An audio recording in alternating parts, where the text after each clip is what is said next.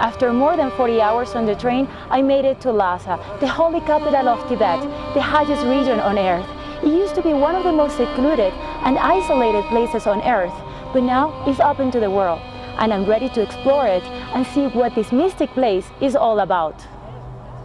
Tibet, the roof of the world, a place that makes our imagination expand with wonder. A mystic land of striking landscapes and deep spiritual devotion, the home of Tibetan Buddhism, but also a place that has been center of controversy and political revolt. My adventure in the land of the snow begins in Lhasa, the holy capital of Tibet. To get there, I took an incredible 48-hour ride on the world-famous Sky Train, the highest elevated railway in the world that connects Beijing with the once upon a time unreachable Lhasa.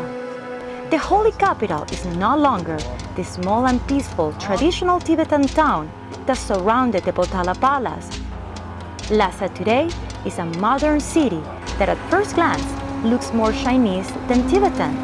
Internet and mobile services are widely available. International brands have arrived. It even has a department store. The Chinese influence is everywhere. The government in exile, led by the Dalai Lama in India, says that the Chinese government has systematically destroyed the Tibetan culture and is responsible for the death of thousands of Tibetans. Important monasteries, such as the famous Tribhuvan, now appears monk-free, after being the home of over 10,000 monks prior to the occupation. Chinese characters painted during the takeover in 1951 still cover some of its walls. Beijing takes responsibility for the abuses committed during the Cultural Revolution, but points out that there have been major improvements in healthcare, education, and infrastructure in Tibet under its control.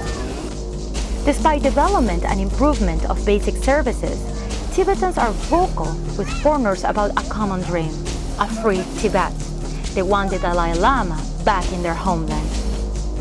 The uprising in 2008, just before the Olympics, has triggered the repression of Tibetans until today.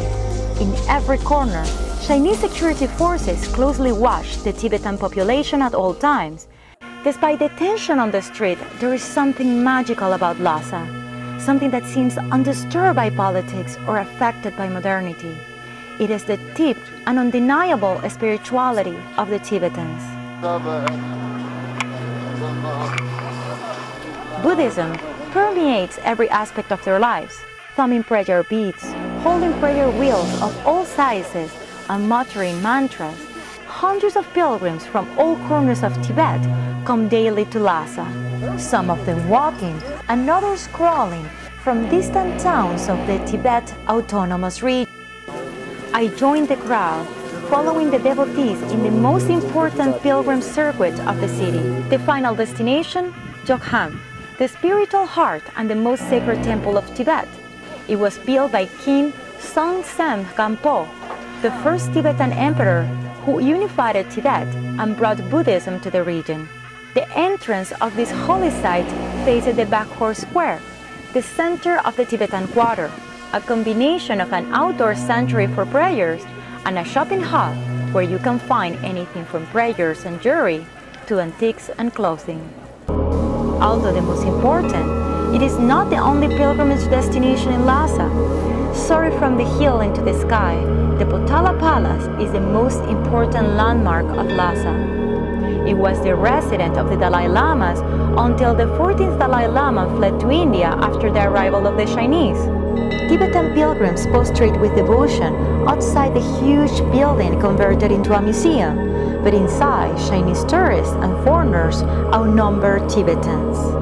Showing off who is in control of Tibet, a Chinese flag billows in the air at the top of the Potala Palace. But the Tibetan soul has not been crushed. Outside their homes, they pledge loyalty to the Chinese rule. But inside their hearts and minds, they dream and have the hope for Tibetan independence.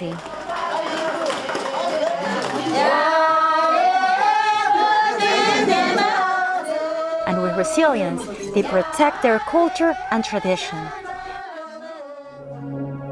Despite repression and hardships, Tibetans are welcoming, always with a smile on their enigmatic faces.